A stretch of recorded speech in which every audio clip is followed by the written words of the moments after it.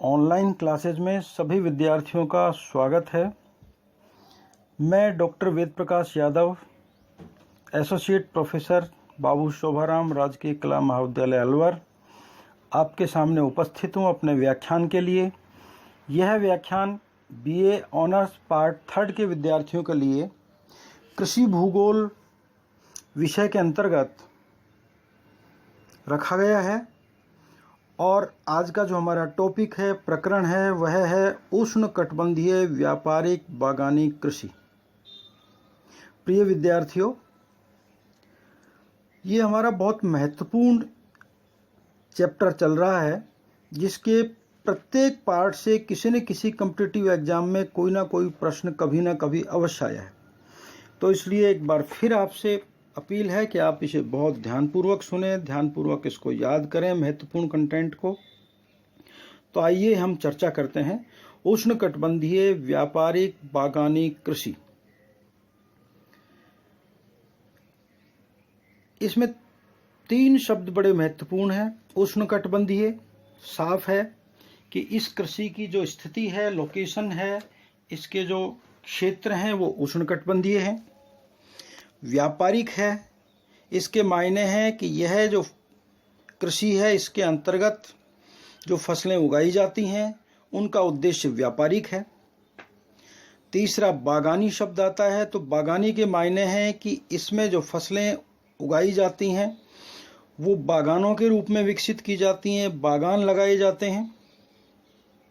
तो यह ऐसा कृषि प्रदेश है जो उष्णकटिबंधीय क्षेत्र में स्थित है। इसकी अधिकांश जो फसलें हैं वो उष्णकटिबंधीय क्षेत्रों में उगाई जाती हैं। उद्देश्य इसका व्यापारिक है और इसकी फसलें, इसकी उपजें बागानों के रूप में विकसित होती हैं। विश्व में अनेक फसलें ऐसी हैं जो बागानों में व्यापारिक दृष्टिकोण से उपजाई जाती हैं। तो यह भी एक इसी प्रकार का क्षेत्र है जहां पर व्यापारिक उद्देश्य से बागानों में फसलें उगाई जाती हैं।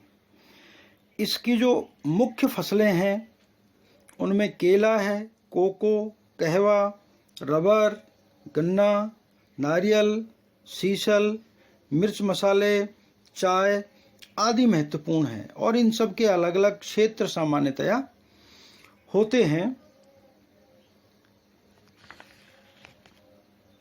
उष्णकटिबंधीय बागानी कृषि का विकास कब हुआ, इस बात की अगर चर्चा करें तो यह विकास तभी हुआ जबकि शीतोष्ण कटिबंधीय देशों में औद्योगिक आर्थिक विकास के चलते इस कृषि की उपजों की मांग बढ़ी।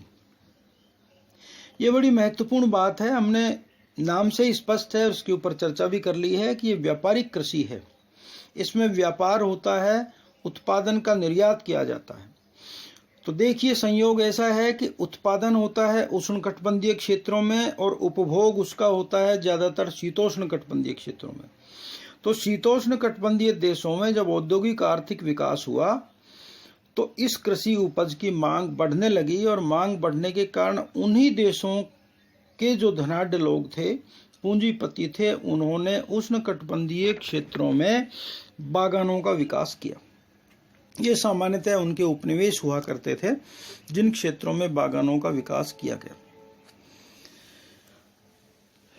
इस प्रकार की कृषि पद्धति में विविध फसलों के उत्पादन का वितरण भी अधिक व्यापक है, परंतु इसमें अधिक महत्वपूर्ण फसलें उष्णकटिबंधीय प्रदेशों में ही उपजती हैं। कपास, तंबाकू, चाय जैसी कुछ फसलें उपोष्णकटिबंध में अवश्य उगाई जाती हैं। उष्णकटिबंधीय बागानी जो कृषि है इसके 3 मुख्य क्षेत्र हैं विश्व में। लैटिन अमेरिका है, अफ्रीका है और दक्षिणी पूर्वी एशिया के देश हैं। अगर इनकी विशेषताओं की बात करते हैं तो इनकी विशेषताओं में एक तो यह है कि ये क्षेत्र विशेष में यहाँ की फसलों का विशिष्टीकरण पाया जाता है। जैसा हमने बताया कि अनेक फसलें यहाँ उगाई जाती हैं। इनमें अगर हम बात करें जैसे केला, तो केला प्रधानतः मुख्यतः पश्चिमी द्वीप समूह तथा मध्य अमेरिका में उपजता है। इसी तरीके से गन्ने की बात करें तो क्यूबा गन्ना का मुख्य केंद्र रहा है। कोलंबिया और ब्राजील के पठार पर कहवा इक्वेडोर के समुद्र तट पर केला, पेरू के समुद्र तट पर भी गन्ना और कोको उपजते हैं। इसी तरह से वेनेजुएला के समुद्री तटों पर गन्ना होता है। अफ्रीका में कहवा और कोको, इसी प्रकार से पूर्वी अफ्रीका के तट और मेडागास्कर के उत्तरी तट पर गन्ना और सीसल का उत्पादन होता है। भारत की अगर बात करते हैं तो भारत के दक्षिणी भाग में नारियल और कहवा और नीलगिरी की पहाड़ियों में चाय उगाई जाती है। इसी तरीके से असम की जो पहाड़ियां हैं वो, इनके जो बागान हैं वो भी इसी श्रेणी में आते हैं। मलेशिया, इंडोनेशिया में रबर की प्रधानता है। फिलीपींस में नारियल की प्रधानता है। तो इस प्रकार से अलग अलग क्षेत्रों में फसल विशेष का विशिष्टता पाई जाती है, वैशिष्ट पाया जाता है। ये इसकी एक मुख्य विशेषता है। उष्णकटिबंधीय जो बागानी कृषि क्षेत्र हैं वो किसी क्षेत्र के संपूर्ण अंश के ऊपर बागान नहीं लगाए जाते, बल्कि उसके एक छोटे भाग में अल्पांश पर ही बागान लगाए जाते हैं।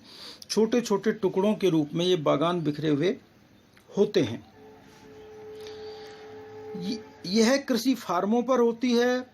फार्मों के ऊपर बागान भी होते हैं, कार्यालय भी होते हैं, माल को तैयार करने के लिए कारखाने भी यहीं पर होते हैं, श्रमिकों के आवास भी यहीं पर होते हैं, ताकि श्रमिक को बहुत दूरी से चल करके नहीं आना पड़े और वो अधिक श्रम दे सके।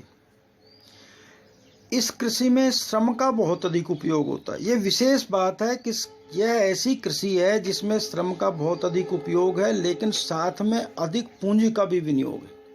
यह भी प्रश्न बन सकता है कि ऐसी कौन सी कृषि प्रदेश है, कौन सी कृषि व्यवस्था है जिसमें श्रम और पूंजी दोनों के विनियोग की अधिक आवश्यकता है। तो वह है व्यापारिक बागानी कृषि। श्रम अधिक लगता है क्योंकि पौधों की देखभाल श्रमिकों द्वारा ही होती है, मानवीय श्रम से होती है। केला, चाय, रबर आदि की जो फसलें हैं वो श्रम पर आधारित होती हैं। मशीनों का उपयोग केवल इसमें खेत तैयार करने के लिए, प्रारंभ में जंगल साफ करने के लिए किया जाता है। बाकी संपूर्ण जो काम है वो श्रम पर आधारित होता है।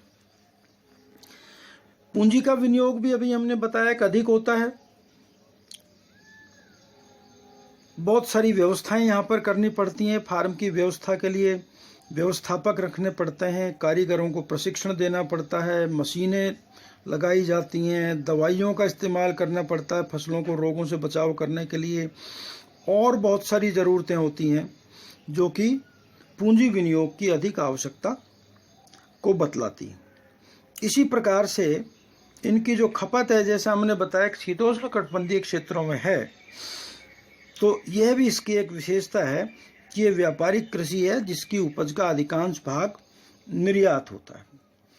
यहाँ ऐसे क्षेत्र में ही इस खेती का विकास होता है जो कि जहाँ पर परिवहन की सुविधाएं होती हैं। विशेष रूप से समुद्र तटीय क्षेत्रों में बागान अधिक विकसित हुए हैं। उसका मुख्य कारण ये है, हमने पूर्व में आपको बताया कि यह उष्णकटिबंधीय फसल है और शीतोष्ण कटिबंधीय क्षेत्र इसका बाजार है। इस कारण से चूंकि समुद्र तट के नज़दीक अगर इसको उगाया जाएगा तो तुरंत वहीं से दूसरे देशों के लिए, शीतोष्ण कटिबंधीय देशों के लिए निर्यात करने के लिए जहाज़ों पर लाद दिया जाएगा, जिसमें परिवहन लागत कम आएगी। इसलिए ये समुद्र तटीय क्षेत्रों में अधिक की जाती है।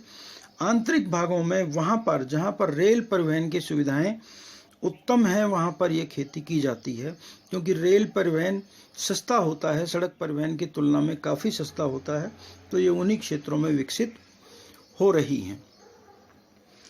अब बात करते हैं कि ये जो कृषि है, इस कृषि का प्राकृतिक पर्यावरण से क्या संबंध है।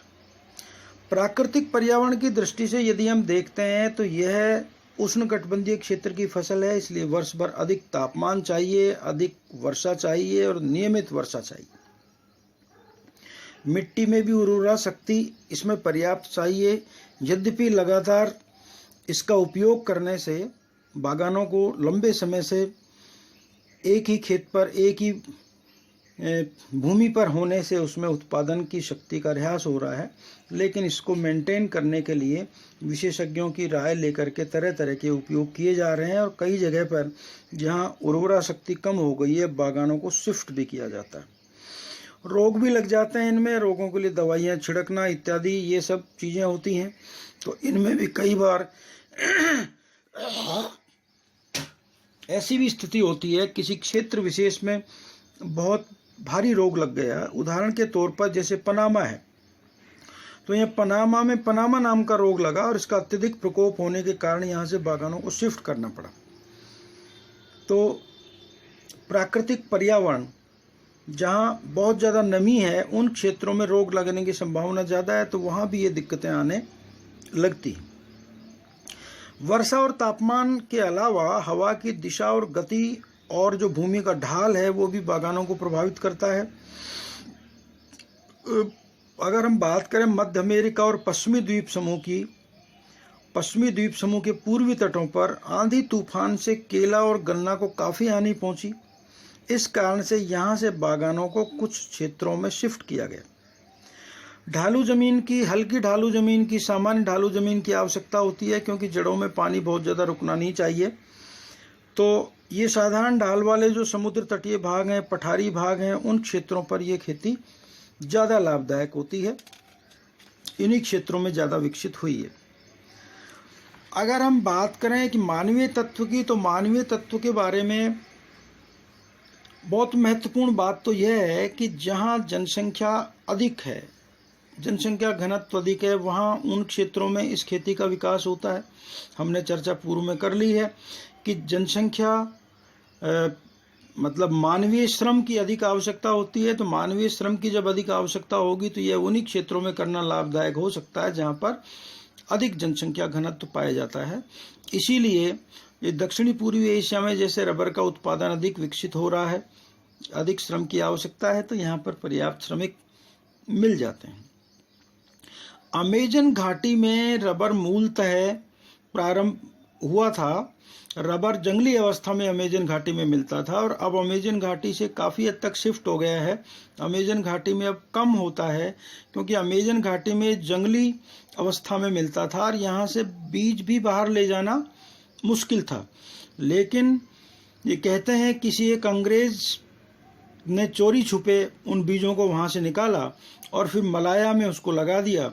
मलाया में लग गया क्योंकि ज्योग्राफिकल कंडीशंस जो थी, तापमान और आर्द्रता की दशाएं थी, वो अनुकूल थी, इसलिए पौधा डेवलप हो गया और उसके बाद ये दक्षिणी पूर्वी एशिया में रबर की खेती तेजी से बढ़ने लगी। अब इसका लगभग संपूर्ण उत्पादन इसी क्षेत्र में दक्षिणी पूर्वी एशिया में होता है क्योंकि अमेजन क्षेत्र में केवल आज भी जंगली अवस्था में ही रबर है। अमेजन में जंगली अवस्था में जो रबर था उसके ज़्यादा विकसित नहीं होने का कारण ये भी रहा कि वहाँ की जनसंख्या विरल है और चूंकि मानवीय श्रम ज़्यादा चाहिए तो जंगल के पेड़ों से रबर का जो लेटेक्स एकत्र किया जाता था उसमें ज़्यादा श्रम की आवश्यकता थी। तो बाहर से आदमी ला करके अगर उसको एकत्र किया जाता तो वो ज़्यादा महंगा पड़ता था, इसलिए उस पौधे को शिफ्ट किया गया और दक्षिणी पूर्वी एशिया में वह विकसित हुआ। दूसरी इसमें मानवीय तत्व की बात करें तो आवागमन की सुविधा इस खेती के लिए बहुत ज़रूरी है। बागानों में आवागमन की सुविधा जब तक नहीं होगी तब तक वहाँ का जो प्रोडक्शन है उसको सही समय पर कम लागत में निर्यात वाले स्थान पर बंदरगाहों तक नहीं पहुँचाया जा सकेगा। तो ये एक आवश्यक तत्व है कि आवागमन की सुविधा वहाँ पर होना बहुत ज़रूरी है। अमेजन घाटी में ये भी बड़ा मुश्किल था, इसलिए भी एक कारण ये भी था कि वहाँ से इसको शिफ्ट करना पड़ा। इसी तरीके से यदि हम बात करते हैं तो चूंकि मांग शीतोष्ण कटिबंधीय जो देश हैं उनमें है और ये शीतोष्ण कटिबंधीय देश जो थे इनके जो लोग थे इनमें पूंजी वाले लोग थे और पूंजी वालों ने उष्णकटिबंधीय देशों में इस खेती को किया। तो उष्णकटिबंधीय बागाती कृषि का जो विकास हुआ, हमने पहले चर्चा कर ली है कि ये शीतोष्ण कटिबंधीय देशों में जब आर्थिक औद्योगिक विकास हुआ तो उसके कारण से उन देशों में इनकी उपजों की मांग बढ़ी और मांग बढ़ने के कारण उनको उत्पादन की आवश्यकता हुई और इस कारण से उन्होंने उत्पादन के क्षेत्र तलाशे कि कहाँ कौन सी भौगोलिक दशाएं ऐसी हैं जो अधिक लाभदायक हो सकती हैं। इस कारण से उन क्षेत्रों में इस कृषि का विकास किया जाए। तो शीतोष्ण कटिबंधीय देशों के जो लोग थे उन्होंने उष्ण कटिबंधीय क्षेत्रों में इस कृषि को विकसित किया।